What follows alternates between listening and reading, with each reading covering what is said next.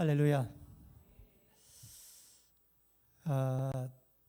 제가 달리 큰 설명을 안 드려도 아마 이번 주는 우리 21세기 들어와서 가장 격동의 한 주가 아니었나 하는 생각이 듭니다.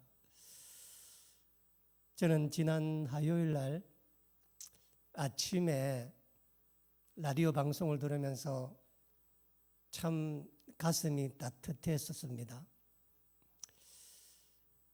그런데 밤 11시 30분에 있었던 그것도 비상계엄령 때문에 가슴이 참 답답하기도 한 주간이었습니다. 그래서 오늘 그 이야기를 여러분께 잠깐 한번 말씀을 드리려고 합니다. 지난 화요일 날 아침에 제가 자주 듣는 기독교 방송이 있는데 그 방송에 보면 매주마다 그 방송에 있는 코너에 그날 있었던 인터넷에서 가장 화제가 되었던 또 네티즌들이 가장 많이 관심을 기울였던 그런 어떤 그 내용들을 한두 개 소개하는 그 코너가 있습니다. 지난 화요일 아침에 제가 들었던 방송에 나왔던 그 내용이 너무 제가 오랜만에 방송 들으면서 가슴이 너무 뭉클해져서 눈물이 다 났던 내용이라서 오늘 꼭 한번 여러분들께 한번 소개해야겠다 생각이 들었었습니다. 그 내용 제목이 뭐였냐면 하늘에서 온 문자라고 하는 내용이었습니다.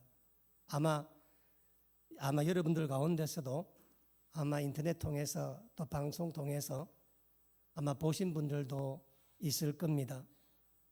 무슨 내용이냐면은 최근에 어느 한 청년이 핸드폰 회사를 옮기면서 새롭게 번호를 받았답니다. 그랬는데 지난 11월 21일부터 하루에 한 통씩 어떤 여성으로부터 문자가 계속 온다고 하는 것입니다. 그 내용이 뭐냐면은 이런 내용입니다. 아들, 네가 참 보고 싶은 날이구나. 다시 태어나도 내 아들이 되어주렴. 오늘 우리 아들이 그토록 좋아하는 된장찌개 먹는다. 오늘도 하늘에서 지켜봐다오. 라고 하는 어떤 여인으로부터 이 청년이 이 문자를 받게 된 겁니다. 나중에 알고 보니까 2달 전에 갑작스런 사고로 세상을 떠난 아들을 잊지 못하는 어머니가 너무 아들이 보고 싶고 그리움에 사무쳐서 그냥 무작정 예전에 아들이 쓰던 핸드폰 번호에다가 이렇게 문자를 보낸 겁니다.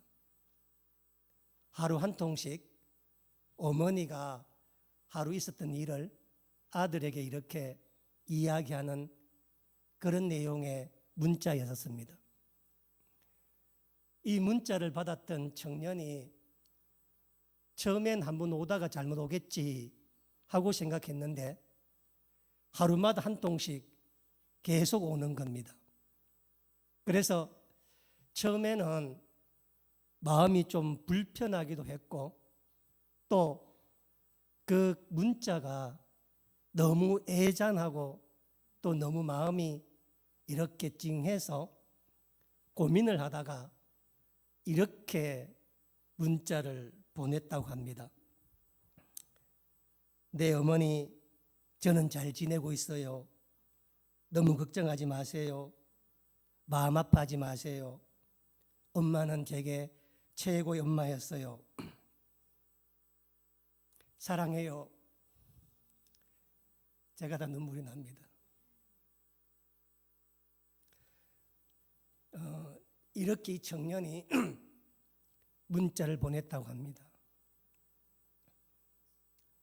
그냥 무시해도 되는데 문자 잘못 보냈어요. 이렇게 보내지 마세요. 라고 해도 되는데 이 청년은 아들을 걱정하는 마치 자기의 엄마가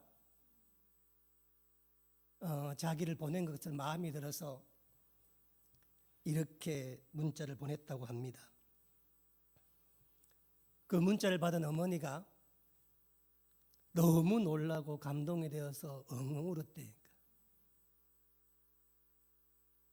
그래서 문자에다가 내가 앞으로 이렇게 계속 문자를 보내도 되겠느냐고 그 문자를 보냈더니 그 청년이 그럼요, 얼마든지 보내세요 어머니 하고 답을 한 겁니다.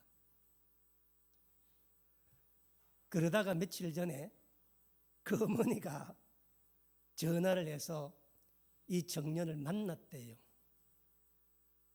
만났는데 처음 보는 사람들이잖아요, 그렇죠? 그런데 둘이 만나자마자 그렇게 끌어안고 울었대요. 엉엉 그러면서 그 어머니가 말하기를 죽은 내 아들과 웃는 모습이 너무 같다면서 그렇게 울고 기뻐하고 했답니다. 그래서 이 어머니와 이 청년이 그 죽은 아들의 납골당까지 같이 가서 함께 보고 하늘이 맺어준 사이가 아닌가. 그래서 어머니와 자식의 관계가 되기로 했답니다. 제가 그날 아침에 이 방송을 듣는데 아침에 얼마나 마음이 감동이 되든지, 자식이 갑자기 교통사고로 죽고 난 다음에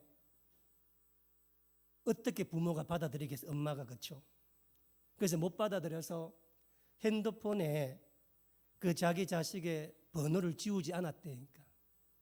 왜냐하면 엄마인 나까지 지우면 우리 아들이 세상에 누가 기억해 주겠는가 하는 마음에서 그 남편은 지우라고, 이제 죽었으니까 마음을 털으라고 계속 이야기했는데 지울 수가 없는 거니까.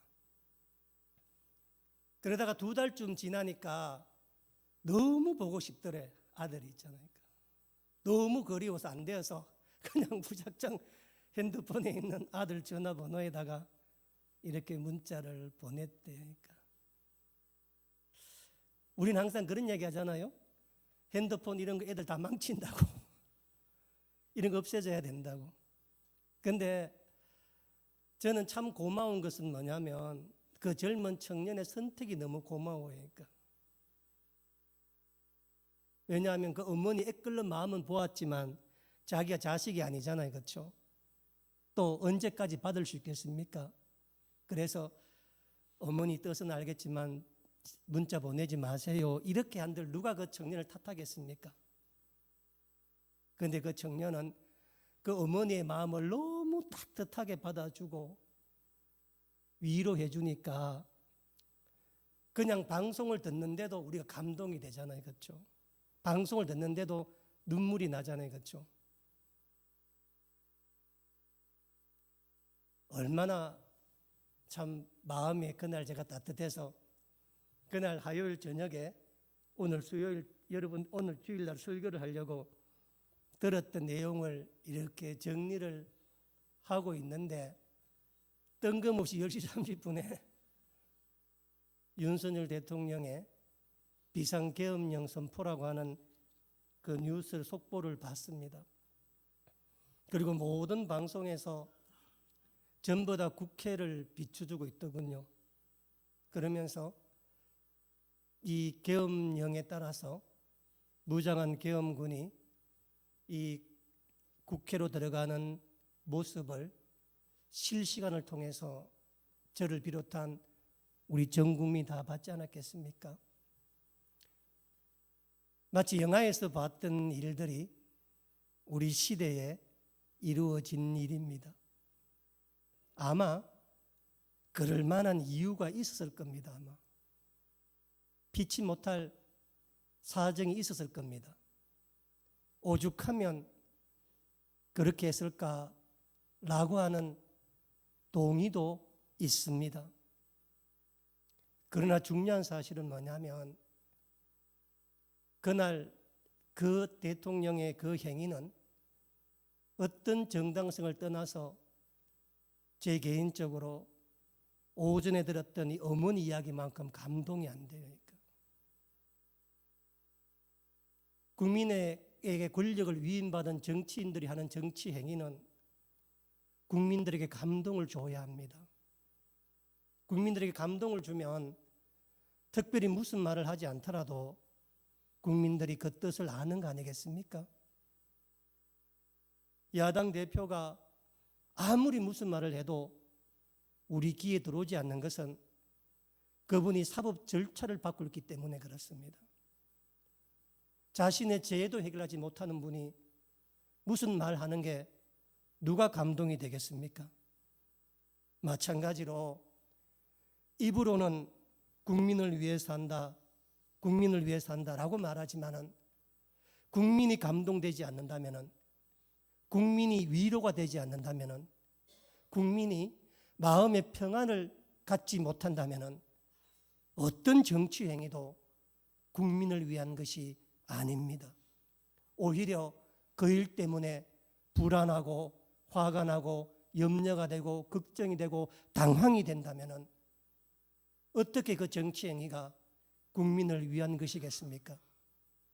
마찬가지로 우리가 살아가면서 어떤 일을 하든 간에 내가 그 말을 들었을 때 내 마음이 따뜻해지고 위로가 되고 눈물이 나고 가서 한번 안아줘야 되겠다라고 하는 마음이 드는 일들이 있다면 그 일이야말로 우리를 위하는 일 아니겠습니까? 그래서 같은 날 아침에 있었던 그 가슴 따뜻함과 오후에 저녁에 있었던 이날 어찌 될 것인가 너무 걱정이 되어서 밤에 잠이 안 오더군요. 정치행위 주치자들이야 그 길 말고는 다른 길이 없어서 할 수밖에 없었다고 하는 그들 나름대로 논리가 있을지 모르겠지만 대한민국 정치인들을 바라보면은 마음의 위로가 안 되고 감동이 안 되지 않습니까? 그런데도 불구하고 이 나라를 이렇게 선진국에 이끌어간 우리 국민들이 얼마나 대단한 국민들인가 하는 마음이 들어 또 위로받기도 합니다. 제가 무엇을 잘했다 못했다 제가 그런 말을 어떻게 하겠습니까? 다만 우리가 하는 일이 무엇이든 간에 우리들에게 위로를 주고 따뜻함을 품게 하는 것이 사람을 살리는 길이 아닐까 하는 생각이 들었습니다. 오늘 보았던 이 본문 내용도 마찬가지입니다. 2000년 전에 예루살렘과 베들레헴 인근에 비상계엄령이 선포되었던 내용입니다.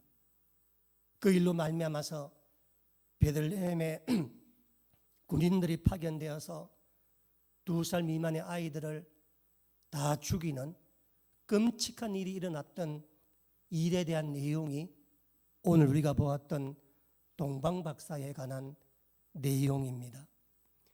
제가 오늘 여러분들에게 조금은 신학적으로 조금은 교회사적으로 한번 말씀을 드리려고 하니까 오늘 말씀을 잘 들으시고 동방박사가 가지고 있는 영적인 의미가 무엇인지에 대해서 한번 깊이 생각하는 시간 되시기를 바랍니다.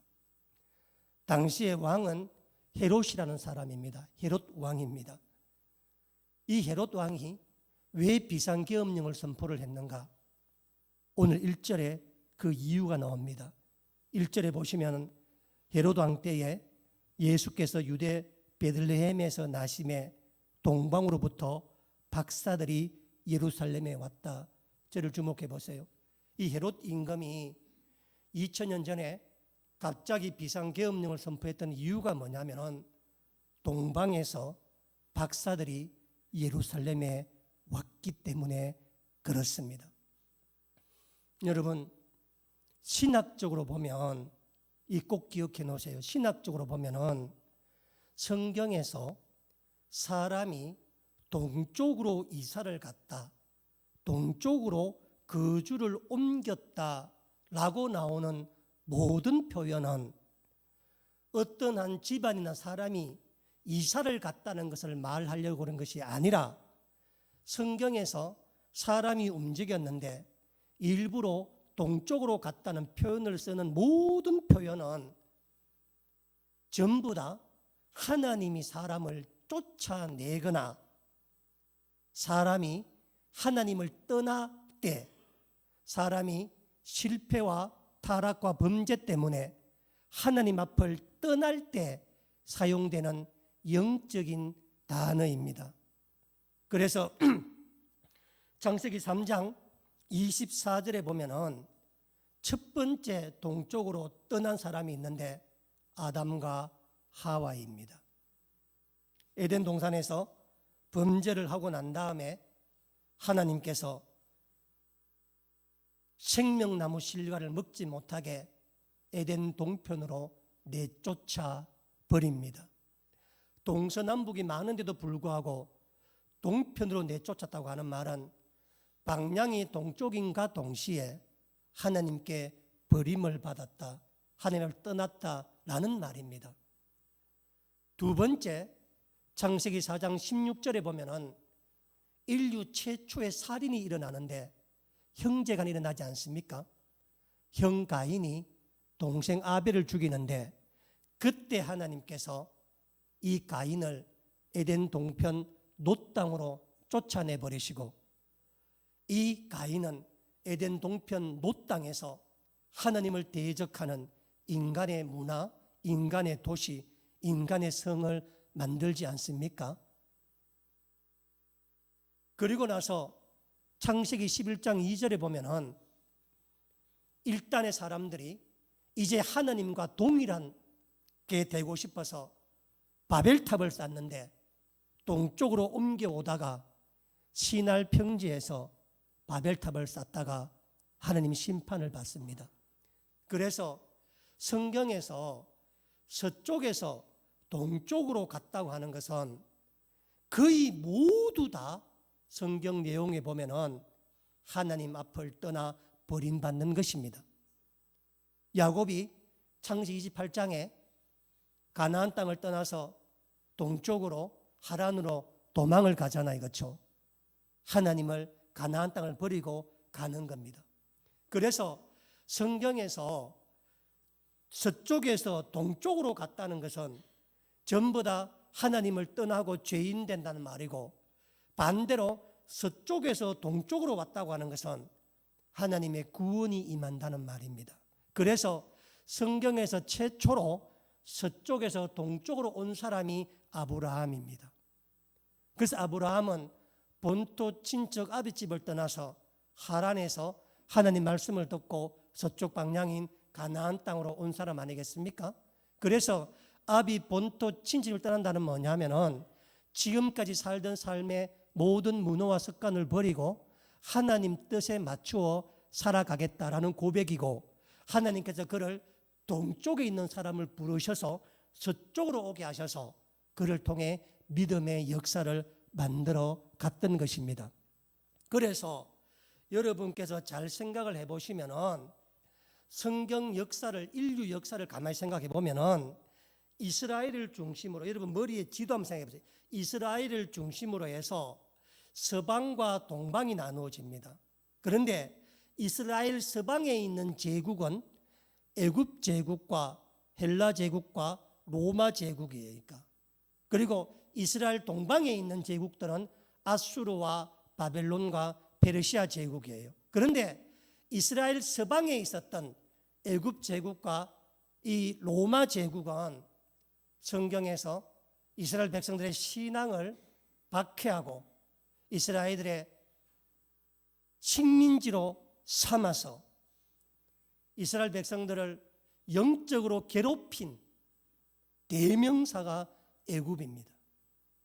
그래서 야곱 때 그곳에 내려갔다가 400년간이나 노예가 되지 않습니까? 서방 제국, 로마 제국은 더 말할 필요도 없습니다. 직접 총독을 보내어서 이스라엘을 직할 통치를 했으며 예수님을 십자가에 못 박은 장본인이 로마 제국 총독 서방 세력이고 예루살렘 성전을 완전히 무너뜨린 사람들이 로마 제국, 서방 제국 사람들이고 초대교회 때 콜로세움에서 기독교인을 어마어마하게 박해했던 주 세력은 전부 다 서방 세력입니다. 그래서 성경, 구약 성경 전반에 흐르는 메시지가 뭐냐면은 이스라엘을 구원할 사람이 온다면 그 사람은 동방에서 온다는 겁니다. 제가 대표적인 본문 두 가지만 말씀을 드리면, 먼저 이사야서 24장 15절 말씀을 보면은 그러므로 너희가 동방에서 여호와를 영화롭게 하고, 여기 동방은 해 뜨는 데란 뜻입니다. 동방에서부터 여호와를 영화롭게 하며 바다 모든 섬에서 이스라엘 하나님 여호와의 이름을 영화롭게 하리라. 이사야가 이 절망 가운데 있을 때, 이사야 선지 활동하던 시대 때는 바벨론에 의해서 나라가 포로로 끌려가고 나라가 망할 때였거든요. 그때 동방에서 하나님께서 하나님을 영화롭게 할 사람들이 나올 것이다 말씀하는 겁니다. 또 이사야서 41장 2절 말씀을 보면 누가 동방에서 사람을 일깨워서 공의로 그를 불러 자기 발 앞에 이르게 하였느냐, 열국을 그의 앞에 넘겨주며 모든 왕들을 다스리게 한다. 하나님께서 동방에서 모든 열국을 다스리게 하는 왕을 세울 것이며 구원자를 세울 거라는 이야기입니다. 그래서 이 말을 오해해서 이 동방을 세상에 희한하게 우리나라에 있는 극단주의적인 사람들 몇몇이 이 동방이 바로 우리 한반도다 라고 이야기를 해서 우리나라에 그렇게 이단이 많은 겁니다. 내가 동방의 의인이다, 내가 동방의 구원자다, 이 동방이 하나님 봐라, 이 동방이 우리 대한민국 말하는 게 아니냐. 대표적인 사람이 박태선 씨고 그 동방의 의인들 집단이 신앙촌을 만들어 가지 않습니까? 그러나 성경에서 말하는 동방은 우리나라가 아닙니다. 성경에서 말하는 동방은 뭐냐면은 성경에 나오는 모든 지명 가운데 최극의 동방이 된 페르시아입니다. 그래서 지금 예레미야서를 보면은 지금 바벨론에 의해서 나라가 망했는데 그 바벨론에서 해방시켜 줄 나라가 바벨론보다 더 동방에 있는 페르시아로부터 일어날 것이라 말하고 있는 겁니다. 그래서 저를 주목해 보세요. 참 흥미로운 점은 뭐냐면은 구약 성서에서 하나님이 직접 기름 부음을 주어서 메시아로 세운 사람 중에서 신구약 성경을 통틀어 이방인이 한 사람이 있습니다. 메시아는 유대인의 왕을 말하는 거예요. 하나님 직접 기름 부었는데, 그런데 그 구약 성서에서 유일하게 이방인 가운데서 하나님이 직접 기름 부어서 이 사람이 바로 메시아다라고 칭한 사람이 한 사람이 있는데 그가 이방인이라. 이사야서 45장 1절을 보면 이런 말이 나옵니다. 여호와께서 그의 기름 부음을 받은 고레스에게 이같이 말씀하시되 내가 그의 오른손을 붙들고 그 앞에 열국을 황복하게 하며 내가 왕들의 허리를 풀어 그의 문들을 열고 성문을 닫지 못하게 하리라. 하나님께서 고레스라고 하는 페르시아 황제에게 직접 기름 부음을 주어서 메시아를 만들어서 그로 하여금 열국이 그 앞에 무릎 꿇게 하셨다는 겁니다. 여기에서 기름 부음을 받았다고 하는 말이 메시아가 되었다는 말이에요. 하나님 친히 기름 부은 사람 가운데 이방인이 한 사람이 있었는데 그 사람이 바로 고레스였고, 이 고레스가 이스라엘 구약성서 역사 가운데 전체를 통틀어서 주변 모든 민족들이, 제국들이 이스라엘을 힘들게 하고 여호와 신앙을 못하게 했는데 페르시아 제국만이 포로로 끌려갔던 유대인들을 본국으로 귀환시켜 주셨고, 페르시아 황제 고레스가 직접 돈을 지불해서 성전을 짓게 만듭니다. 직접 임명한 느헤미야 같은 총독이 와서 백성들을 보살피게 합니다. 그러니까 느부갓네살 왕이나 아수르의 사네립 왕이나 오는 족족이 와서 이스라엘 성전을 회파하고 망가뜨리고 물건을 빼앗아가고 사람을 잡아갔는데, 동방의 제국이었던 페르시아 제국과 황제만큼은 회복시켜주고 성전을 지어주고 신앙을 하게끔 만들어준 사람이 고레스입니다. 그래서 이사야를 비롯한 구약성서 모든 문서 예언자들이 이 고레스를 기대하며 그를 메시아라고 말하고 있는 겁니다. 여러분, 이 고레스의 아들이 누군지 아십니까? 이 고레스의 아들이 그 유명한 왕 에스더의 남편 아수에르입니다. 그러니까 한번 생각해 보세요. 이스라엘 역사에서 수많은 제국들이 이스라엘을 침략해 왔지만은 이스라엘 사람 가운데서 애굽 황제의 황비가 된 사람이 있어요, 없어요? 이스라엘 여인 가운데서 아수르 제국의 왕비가 된 사람이 있어요, 없어요? 없습니다. 바벨론, 로마 제국 아무도 없어요. 그런데 가장 동쪽에 있었던, 가장 멀리 있었던 페르시아 제국의 유대인이었던 에스더 여인이 황제의 왕비가 돼요. 그 말은 뭐냐면은 페르시아 사람들은 유대인들을 형제국처럼, 한 집안 사람들처럼 그렇게 봐줬다는 겁니다. 그렇지 않고서야 어떻게 유대인이 페르시아 그 엄청난 제국의 황후가 될 수 있었겠습니까?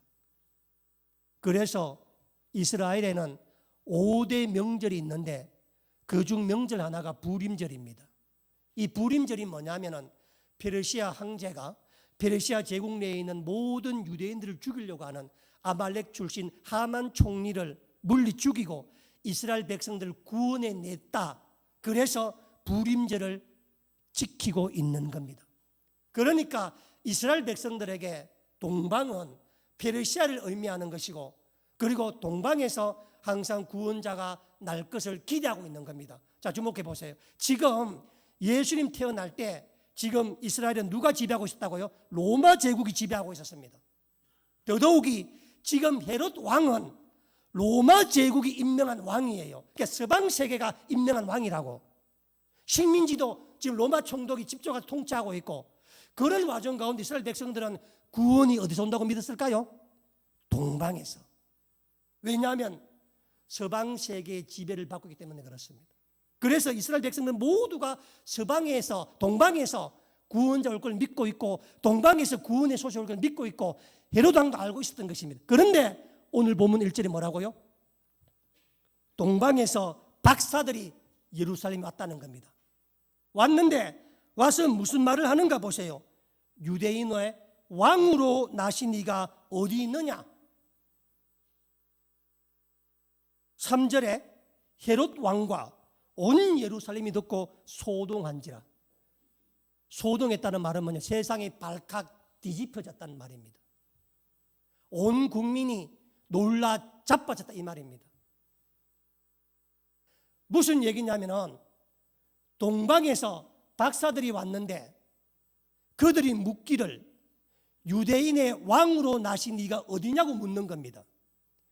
헤롯 대왕은 누가 자기를 임명했다고요? 서방에서, 로마 제국에서. 서방에서 사신이 와야 나한테 오는 사신이잖아요, 그렇죠? 왜냐하면 서방 로마 제국 임명한 왕이니까. 그런데 난데없이 동방에서 사람이 와서 유대인으로 왕으로 나신 네가 어디냐 물으면 적어도 누군 아니라는 거예요. 헤롯은 왕이 아니라는 이야기입니다. 헤롯은. 온 유대인들은 동방의 소식을 기다리고 있었는데 동방의 사람이 와서 그 말하니까 어찌 세상이 소동하지 않을 수 있었겠습니까? 특히 오늘 본문에 박사라고 소개된 이 헬라어 단어는 마고스라는 단어를 쓰고 있는데 이 단어는 마술사, 점성술사, 꿈을 해몽하는 자, 그런 뜻이지만 지금 우리 시대에는 무슨 무당 같은 소리지만 당시 그리스 로마 문화권에서 마고스라고 하는 말은 뭐냐면 황제 옆에서 정치, 경제, 종교의 모든 조언을 해주는 고위 관료를 일컫는 말입니다. 무슨 얘기냐면은 여러분 지금도 여러분들 결혼식 날짜 잡을 때 제일 먼저 뭘 신경 써요? 날씨잖아, 날씨. 예전에는 모든 전쟁은 날씨를 보고 전쟁합니다. 황제가 전쟁 결정하는 게 아니에요. 이 마고스들이 전쟁을 결정해 줍니다. 하늘을 보고 언제쯤 며칠간 비가 오지 않겠다, 얼마가 날씨가 좋겠다, 하늘의 뜻을 보고 땅의 황제의 결정을 하늘의 뜻을 구해 사는 거예요. 지금도 다 마찬가지야. 지금도 우리 모든 게 다. 지금은 일기예보라고 하지만 지금도 얼마나 우리가 하늘을 바라보고 갑니까? 지금 내일 모레 태풍 올라오는 알아야 돼, 몰라야 돼? 우리가 몰라도 돼? 알아야 돼. 그래야 어디 가든지 뭘 단도리를 하지. 그러니까 마고스는 뭐냐면 지금은 훨씬 오래전에는 세상 모든 일은 하늘의 천기를 봐야만 된다고 믿었기 때문에 이 박사들, 이 사람들은 그리스 로마 문화권, 페르시아 문화권에서는 최고위 전쟁을 결정할 수 있는 사람들, 이 사람들입니다. 그러니까 박사가 왔는데 그냥 온 사람이 아니니까, 보통 사람이 아니에요. 왔는데 더더욱이 이 페르시아에서 이스라엘까지 오려면은 직선 거리만, 가장 가까운 페르시아 제국에서 예루살렘까지 가장 가까운 직선 거리만 1800km입니다. 1800km인데 지금 이 동방 박사들은 뭘 보고 왔다고요? 별을 보고 왔기 때문에 밤에만 걷는 거야. 낮엔 잠을 자야 돼. 낮은 걸을 수가 없어. 별이 없으니까. 1800km를 2000년 전에 길도 없는 곳에 밤에만 걸으려면은 성서신학자들과 지리학자들은 최소 1년을 잡습니다. 걸어오려면. 보세요. 그러면 사막을 지날 낙타밖에 타고 올 것이 없는데 밤에만 걸어올라 그러면은 2000년의 밤에 도적대가 얼마나 많았겠어. 무슨 신장로로 가는 게 아니라 별만 쫓아와야 되는데 어디서 뭘 구하겠어. 그래서 최소한의 수십 명의 호위군사와 최소한의 1년간 움직일 수 있는 낙타의 먹이나 사람들이 먹는 음식이나, 그래서 성서신학자들은 동방박사 일행이 최소 50명, 많게는 수백 명이었을 것이다. 그 과정을 생각해 보면은, 그 길이를 생각해 보면은, 이분들의 직위를 생각해 보면은, 이게 무슨 얘기냐면 어느 날 갑자기 예루살렘에 동방에서 사람이 왔는데 서방에 있는 이탈리아 로마 사람과 페르시아 사람 완전히 달라요. 생김새가, 언어, 말 완전히 달라요. 이 사람 수백 명이 왔는데 엄청난 무리를 끌고 와서 뭐라고요? 유대인의 왕으로 난 네가 어디냐? 동방에서 그 별을 보고 우리가 여기까지 왔노라. 동방에서 왔노라. 이 말을 하니 온 예루살렘과 헤롯 왕이 발칵 뒤집어져 난리가 난 거예요. 난리가. 왜 안 그렇겠습니까? 특히 헤롯 왕 입장에서 봤을 때는 내 왕위가 서방에 임명받았는데 동방에서 온 사람들이 새로운 왕을 찾으면 이 나라에 왕이 2명이 있다는 뜻이고, 그러면 나는 뭐야? 그리고 백성들은 성경을 통해 동방에서 구원 온다는 걸 다 믿고 있었기에 감당이 안 되는 겁니다. 헤롯 임금을 봤을 때는. 그래서 헤롯이 자기도 경배하러 가겠다라고 거짓 근무술수를 해서 박사들에게 애가 어디 날 것인가를 알아보고 이야기해달라 그러고, 박사들이 나중에 그 말 안 하고 가니까 어떻게 했다고? 비상계엄령을 선포를 해서 군인들을 베들레헴 인근에 다 보내가지고 2살 미만의 모든 아이를 다 죽이는 비극이 일어났다. 이게 동방박사 이야기입니다. 자, 주목해 보세요. 그러면 도대체 이 동방박사 이야기가 우리에게 무엇을 해주려고 이야기하는가? 왜냐하면 이렇게도 엄청난 비극이 없어요. 동방박사가 왜 왔는지 이해가 안 돼. 차라리 오지 않는 게 더 좋지 않습니까? 왜냐하면 1년에 걸쳐서 와서 기껏 한 게 뭐냐면은 예수님 찾아봐서 절 한번 하고 황금유황모략 드리고 바로 자기 나라 돌아간 거야. 그렇게 와가지고 그 일로 말미암아서 2살 미만 애가 다 죽는 비극을 만들어냅니다. 비극을. 여러분 상식을 해보세요. 도대체 왜 왔는가? 무엇 때문에 왔는가? 와서 뭘 했는가? 무슨 유익이 있는가? 무슨 도움이 있는가? 차라리 안 왔는 게 더 낫지 아니할까? 이런 생각 안 듭니까? 무슨 대단한 일 한 것도 아니고 황금 유황 모락이 귀하지만 애한테 무슨 소용이 있다고? 갓 태어난 아이한테. 그래서 항상 드는 생각이 뭐냐면은 차라리 하나님께서 동방박사를 남자가 아니라 여자를 보내면 더 좋지 않았겠나 싶습니다. 여자를 보냈으면 마리아 애 놓을 때 누가 제일 필요해 지금? 여자가 필요하잖아요. 그렇죠? 탯줄을 끊어주고 상가를 주고 마리아야 걱정하지 마라. 내가 애 많이 낳아봤다.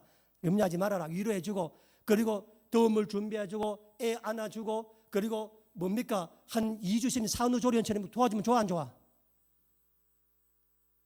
우유 먹이주고 목욕시켜주고 옷에 옷 입히고 좋아 안 좋아요? 차라리 여자를 보냈으면 나이 많은 여자를 보냈으면 도움이나 되지. 실질적으로 미역국 끓여주고 있지 않습니까? 얼마나 도움돼? 특히 마리아가 15살 정도밖에 안 됐을 나이입니다. 그러니 애를 어떻게 놓겠어? 그것도 마구간에서. 남자들 와봐야 소용이 없어. 그래서 차라리 여자 보냈으면 더 낫지 않았을까 생각이 드는데, 그런데 왜 동방박사를 별로 한 일도 없고 고통만 주게 하고 애기만 죽게 만드는 이 별로 쓸데없을 것 같은 이 사람 왜 보냈는가 하는 것입니다. 왜?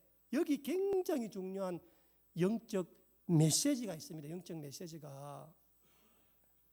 그 메시지가 뭐냐면 두 가지인데, 첫 번째는 뭐냐면요, 보세요. 따라서 땅의 길은 하늘을 봐야 한다. 이 동방박사들이 베들레헴까지 오는데 길을 땅을 보고 찾아요? 하늘 보고 찾아요? 하늘 보고 찾습니다.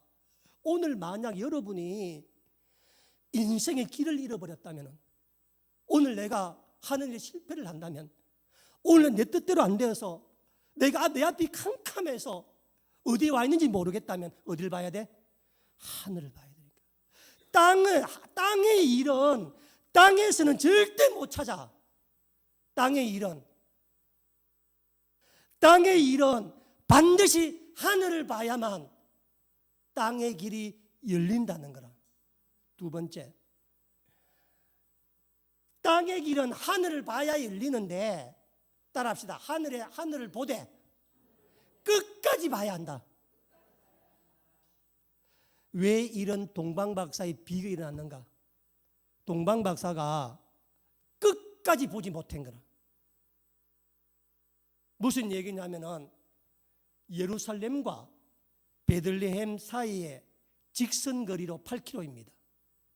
그러면 예를 들어서 제가 계산해 보니까요, 우리 요 교회 예배당에서 외관역까지가 직선거리로 8km니까 외관역까지가 8km 안 되려나? 하여튼 8km라. 내가 계산해 봤어. 찾아봤어요. 그러면 자, 내가 이 차를 몰고 외관역까지 새벽 3시 돼서 직선거리로 간다. 몇 분 걸리겠어요? 가면은 10분도 안 걸리겠죠. 그렇죠? 자, 내가 무슨 말을 잘 들어보세요. 무슨 말이냐면은 지금 하늘에 별이 떠 있는데 지금 남계율에 별이 떠 있어요. 그러면 외관역에서 봤을 때도 그렇고 우리도 봤을 때도 그렇고 그 별이 어디 가리킨다고 보겠어요? 높이 떠 있어서 마지막까지 영적 민감성을 갖고 끝까지 보지 아니하면은 8km 정도 되는 그 거리를 하늘 높이 떠 있는 별이 어디에 비추는지 알겠어 모르겠어? 몰라요. 다 그 비추는 걸 알고 있는 거야. 그래서 페르시아에서 1800km 올 때는 별이 앞서니까 온 거야. 별이 앞서니까 거리가 머니까. 그런데 8km 정도 놔두고 별이 떠 있을 때는 마지막 끝까지 저 별이 어디 가리키는 것을 영적 민감으로 마저 봐야 되는데 별이 예루살렘 위에 뜨니까 그때부터는 하늘을 본 게 아니라 내 상식과 지식과 경험이 동원되는 거라. 왜? 왕은 어디서 난다고? 왕궁에서. 이게 무슨 상식이라고? 사람의 상식인 거야. 그러니까 아직 별이 떠 있는데 별이 가리키는 것은 8km 앞인데 내가 보니까 예루살렘이나 그거나 똑같이 보이니까. 그래서 1492km는 별을 보고 왔는데 99.9%는 별을 보고 왔는데 마지막 0.1%를 앞두고 인간의 상식이, 지식이, 경험이 동원됩니다.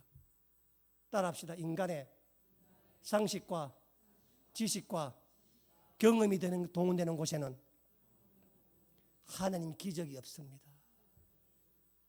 응답 왜 못 만지 아세요?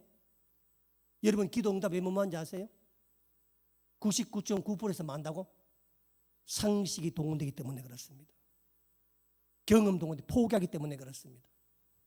만약에 사람의 상식으로 될 일이라면 땅은 길에서 찾을 수 있습니다.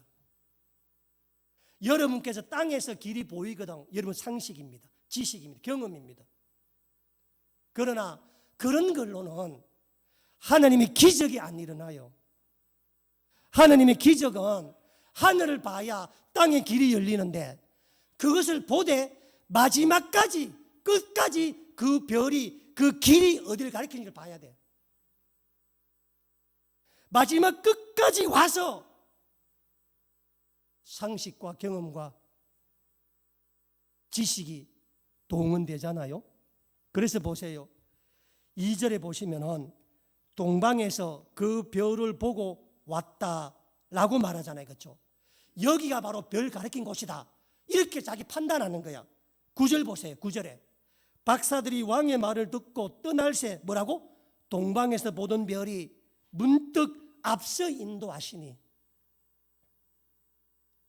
8km를 동방 박사가 놓치는 바람에 비상계엄령이 선포가 되고 아이가 죽는 일이 벌어지는 겁니다. 저는 참 이게 입장이 얼마나 다른 게 있잖아요. 지난 제가 금요일 날 이발을 하러 갔거든요. 이게 내일 캄보디아 간다고 이발을 하러 갔습니다. 갔는데 내가 늘 이발하러 가는 그 이발하는 그 미용실 원장님이 올 1월달 아들을 군대 보냈거든요. 내보자마자 목사님 어떻게 우리 아들 군대 갔을 때 비상계엄 선포하더니 막 날치는 거라.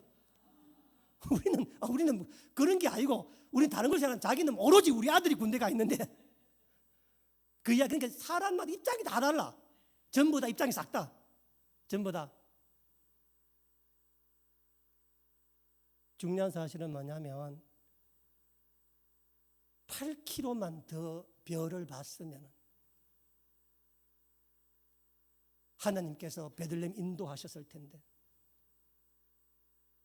8km를 이기지 못하 그 간격을 못 메꾸고 성급하게 여기다 이곳이다 라고 내려가니 그 결과가 뭔가?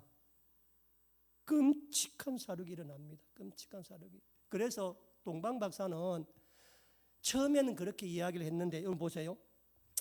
이게 뭐라고 이야기하냐면 자 12절 말씀 12절에 이제 그들은 꿈에 헤롯에게 돌아가지 말라 지시함을 받고 다른 길로 곡을 돌아갔더라. 보세요. 동방 박사는 지금 헤롯은요 뭐라 그러냐면은 8절에서 보면 자세히 내게 일러달라. 나도 경배하겠다. 왕의 명령은 현실이고 꿈꾼 것은 꿈이잖아요. 그렇죠? 살아있는 왕이 명령해서 나도 경배할 테니까 내게 알려달라라고 왕의 명령을 받고 왔는데 밤의 꿈은 꿈이잖아. 그런데도 동방 박사는 처음에는 실수를 했지만은 땅을 보다가 이제는 그 꿈을 보고 하늘의 말이구나 하고 두 번 다시 실수하지 않는 거라. 여러분 살아가면서 누구나 실수할 수 있습니다. 그러나 같은 시 두 번 하면 안 되는 거라. 그래서 동방 박사는 왔던 길이 아니라 네가 지금까지 살았던 것이 아니라 다르게 살아라. 다른 길로 가라. 그렇게 그 길로 가게 되는 거 아니겠습니까? 여러분 자동차에 내비게이션 있죠? 내비게이션이 뭐 하는 거예요? 땅의 길을 찾는 거라. 근데 그 내비게이션이 땅의 길을 찾을 때 땅에 있는 곳 찾아요? 아니면 하늘에 있는 위성 보고 찾아요? 하늘 위성과 연결되어 있는 거야. 하늘 위성과. 그러니까 땅의 길은 땅에 있는 게 연결되는 게 아니라 하늘에 있는 게 연결되어 있듯이 우리 영혼도 뭐가 연결되어 있다고? 하나님과 연결되어 있어야 돼. 그래야 캄캄한 밤에 별같이 반짝이는 하나님의 길을 인도받을 수 있는 거라. 그게 뭔가? 기도에 영혼의 안테나가 있어야 돼. 말씀을 듣고 예배하며 찬양하며 그게 있어야 된다고. 그게 있을 때 내가 땅에서 길을 잃을 때 모두가 깜깜하지만 눈을 들어 하늘을 보면은 하나님께서 하늘의 길을 열어서 우리를 인도해 가시고 그 길로 가면은 넘어짐과 실패함이 없는 것입니다. 인공위성은 전기 나가면 끝장이야. 그렇죠? 그러나 하나님은 캄캄할수록 전기가 나갈수록 더 밝은 빛으로 우리에게 인도하십니다. 이 동방박사 이야기는 이 동방박사의 실수를 통해서 땅의 길은 하늘을 볼 때만 열리고 하늘의 길은 끝까지 가는 영적 민감성, 감수성 마지막까지 가봐야 돼. 중간에 포기하면 99% 가고도 안 된다는 거. 그래서 어렵고 힘들고 지쳤을 때 낙심하지 마시기 바랍니다. 여러분들이 기도에 양을 채우고 말씀을 예배를 채우면 어느 하나님께서 여러분도 모르는 사이에 모두 변화시켜 주시고 회복시켜 주시고 만들어 가실 것이고 그 주님을 보게 될 것입니다. 위에서 늘 기도하는 되시기를 축원합니다. 기도하겠습니다.